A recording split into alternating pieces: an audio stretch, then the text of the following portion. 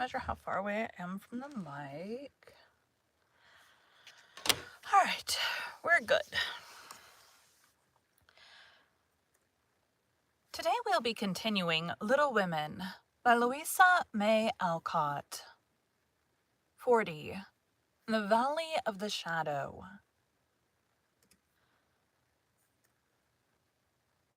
When the first bitterness was over, the family accepted the inevitable and tried to bear it cheerfully, helping one another by the increased affection which comes to bind households tenderly together in times of trouble.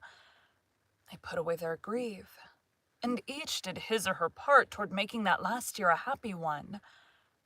The pleasantest room in the house was set apart for Beth, and in it was gathered everything that she most loved: flowers, pictures, her piano, the little work table, and the beloved pussies. Father's best books found their way there, Mother's easy chair, Joe's desk, Amy's fine sketches, and every day Meg brought her babies on a loving pilgrimage to make sunshine for Auntie Beth. John quietly set apart a little sum that he might enjoy the pleasure of keeping the invalid supplied with the fruit she loved and longed for. Old Hannah never wearied of concocting dainty dishes to tempt a capricious appetite, dropping tears as she worked.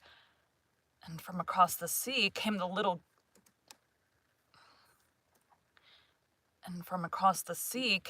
gifts and cheerful letters, seeming to bring breaths of warmth and fragrance from lands that know no winter.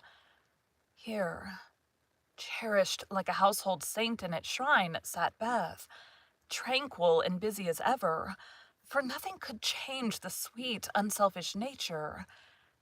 And even while preparing to leave life, she tried to make it happier for those who should remain behind.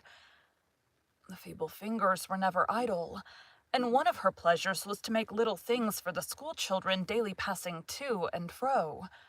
To drop a pair of mittens from her window for a pair of purple hands, a needlebook for some small mother of many dolls, pen wipers for young penmen toiling through forests of pothooks, scrapbooks for picture-loving eyes, and all manner of pleasant devices till the reluctant climbers up the ladder of learning found their way strewn with flowers, as it were, and came to regard the gentle giver as a sort of fairy godmother, who sat above there and showered down gifts miraculously suited to their tastes and needs. If Beth had wanted any reward, she found it in the bright little faces always turned up to her window, with nods and smiles and the droll little letters which came to her full of blots and gratitude. The first few months were very happy ones, and Beth often used to look round and say, "How beautiful this is," as they all sat together in her sunny room, the babies kicking and crowing on the floor, mother and sisters working near, and father reading in his pleasant voice, from the wise old books which seemed rich in good and comfortable words, as applicable now as when written centuries ago. A little chapel where a paternal priest taught his flock the hard lessons all must learn, trying to show them that hope can comfort love, and faith make resignation possible. Simple sermons that went straight to the souls of those who listened, for the Father's heart was in the minister's religion, and the frequent falter in the voice gave a double eloquence to the words he spoke or read. It was well for all that this peaceful time was given them as preparation for the sad hours to come, for by and by Beth said the needle was so heavy, and put it down forever. Talking wearied her, faces troubled her, pain claimed her for its own, and her tranquil spirit was sorrowfully perturbed by the ills that vexed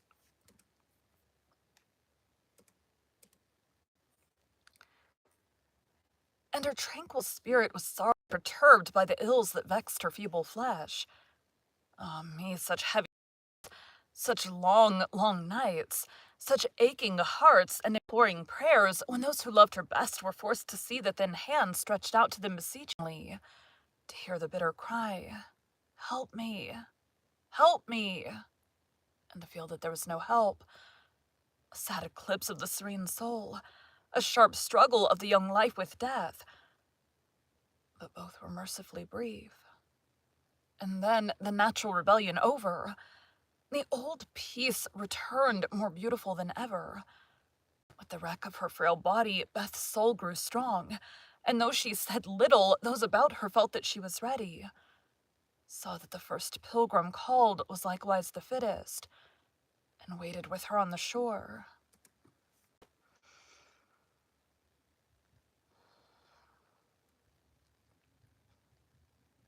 There's a car driving by, so it was good timing to get teared up.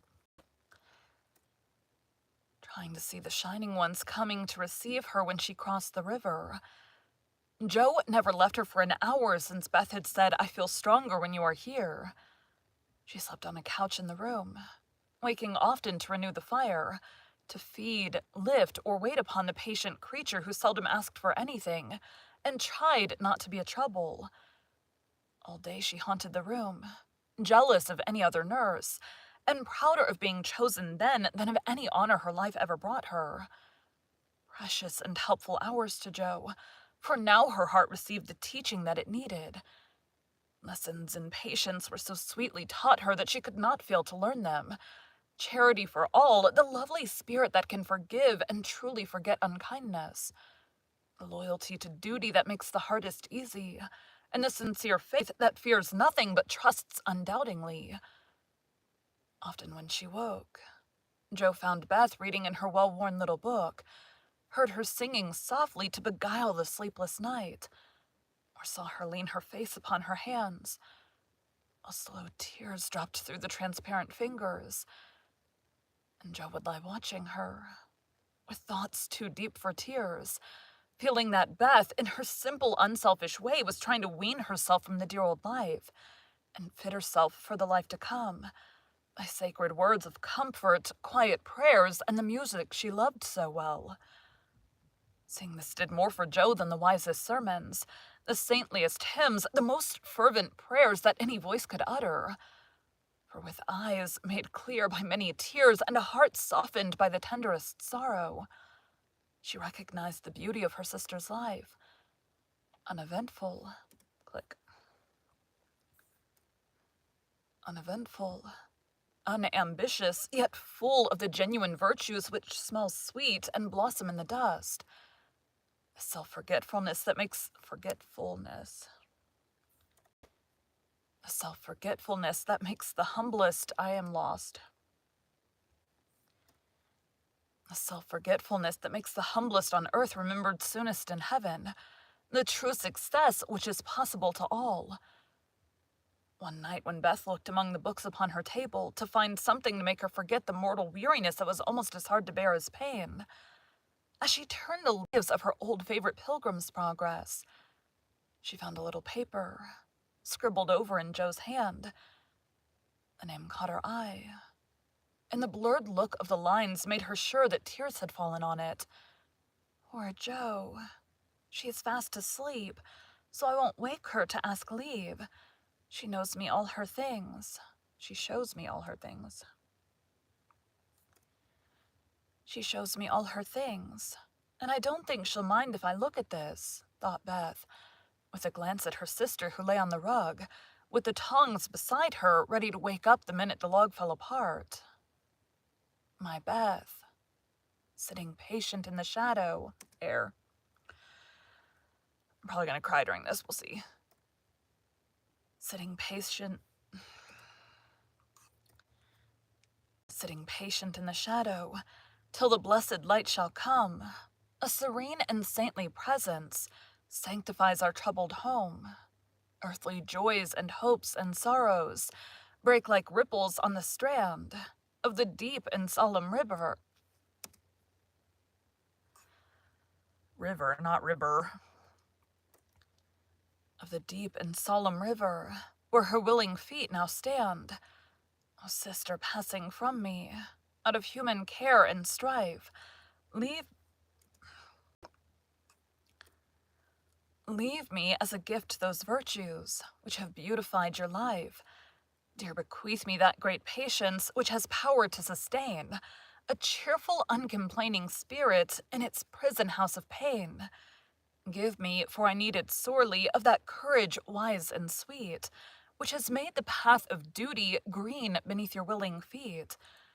Give me that unselfish nature that with charity divine can pardon wrong for love's dear sake, meek heart, forgive me mine. Thus our parting daily loseth something of its bitter. Thus our parting daily loseth something of its bitter pain, and while learning this hard lesson, my great loss becomes my gain. For the touch of grief will render my wild nature more serene, give to life new aspirations, a new trust in the unseen. Henceforth, safe across the river, I shall see forevermore a beloved household spirit waiting for me on the shore. Hope and faith, born of my sorrow, guardian angels shall become, and the sister gone before me by their hands shall lead me home. Blurred and blotted, faulty and feeble as the lines were, they brought a look of inexpressible comfort to Beth's face. For her one regret had been that she had done so little, and this seemed to assure her that her life had not been useless, that her death would not bring the despair she feared. As she sat with the paper folded between her hands, the charred log fell asunder. Joe started up, revived the blaze, and crept to the bedside, hoping Beth slept. "Not asleep, but so happy, dear. See, I found this and read it. I knew you wouldn't care. Have I been all that to you, Joe?" she asked, with wistful, humble earnestness. "Oh, Beth, so much, so much." And Joe's head went down upon the pillow beside her sister's. "And I don't feel as if I'd wasted my life. I'm not so good as you make me, but I have tried to do right. And now when it's too late to begin even to do better, it's such a comfort to know that someone loves me so much and feels as if I'd helped them. More than anyone in the world, Beth. I used to think I couldn't let you go, but I'm learning to feel that I don't lose you, that you'll be more to me than ever, and death can't part us, though it seems to. I know it cannot, and I don't fear it any longer, for I'm sure I shall be your Beth still, to love and help you more than ever. You must take my place, Joe, and be everything to Mother and Father when I'm gone. They will turn to you. Don't fail them. And if it's hard to work alone, remember that I don't forget you, and that you'll be happier in doing that than writing splendid books or seeing all the world. For love is the only thing that we can carry with us when we go, and it makes the end so easy. I'll try, Beth." And then and there, Jo renounced her old ambition, pledged herself to a new and better one, acknowledging the poverty of other desires and feeling the blessed solace of a belief in the immortality of love. So spring days came and went. The sky grew clearer, the earth greener, the flowers were up fair and early, and the birds came back in time to say goodbye to Beth, who, like a tired but trustful child, clung to the hands that had led her all her life, as father and mother guided her tenderly through the valley of the shadow and gave her up to God. Seldom, except in books, do the dying utter memorable words, see visions, or depart with beautified countenances. We're okay, we're okay, we're okay.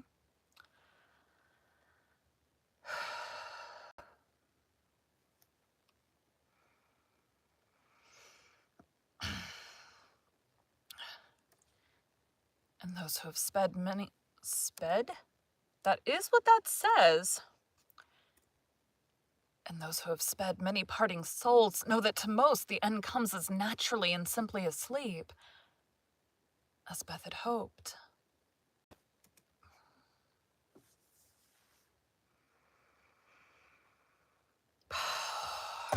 Ow. As Beth had hoped. The tide went out easily, and in the dark hour before the dawn, on the bosom where she had drawn her first breath.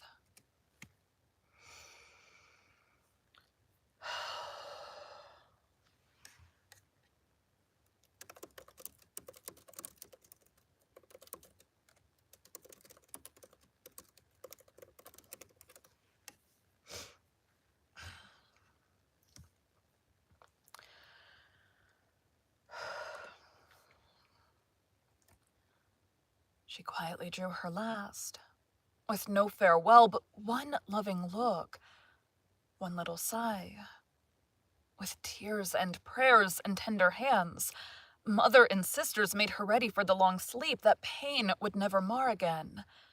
Seeing with grateful eyes the beautiful serenity that soon replaced the pathetic patience that had wrung their hearts so long, and feeling with reverent joy that to their darling death was a benignant angel, not a phantom full of dread.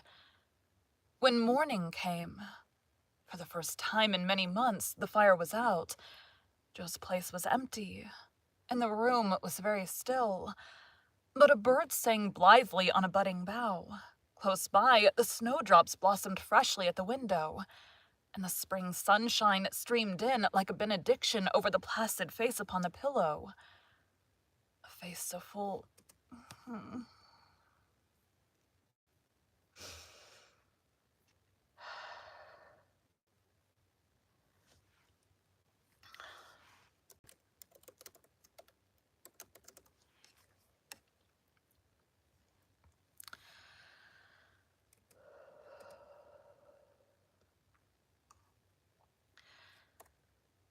A face so full of painless peace. Nope, I'm not ready yet. Give me that. Jeez. The one thing I do like about this book, and this is totally going to help distract me, it's like a TV series. There is the main storyline, and then there are like the chapters that distract. So after this chapter, I'm sure there's going to be a not a sad chapter. Please, let there not be a sad of a chapter. And I don't know anything about the next 2 books in this series, so I have no idea if those are sad or not. A face so full of painless peace that those who loved it best smiled through their tears and thanked God that Beth was well at last. Thank you for joining Bite at a Time Books today, while we read a bite of one of your favorite classics. Again, my name is Bree Carlile, and I hope you come back tomorrow for the next bite of Little Women. Okay. Thanks, guys.